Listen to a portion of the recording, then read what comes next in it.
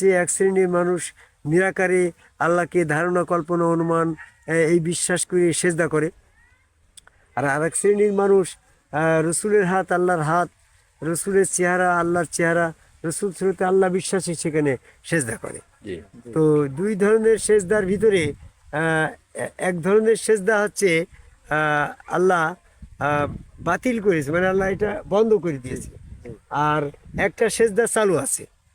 তো সেক্ষেত্রে আমরা দেখি যে নিরাকারে আহ, আল্লাহকে ধারণা কল্পনা অনুমান বিশ্বাস করি যে সেজদাটা এটা আদম তৈরির আগে চালু ছিল। যখন আদম তৈরি হয় নাই ওই সময়তে কিন্তু ফেরেশতা এবং জিন যা সম্প্রদায় ছিল তারা কিন্তু নিরাকারে আল্লাহকে সরাসরি সেজদা করেছে। ওই সেজদাটা তখন বৈধ ছিল। যখন আদম আলাইহিস সালামকে প্রতিনিধি হিসাবে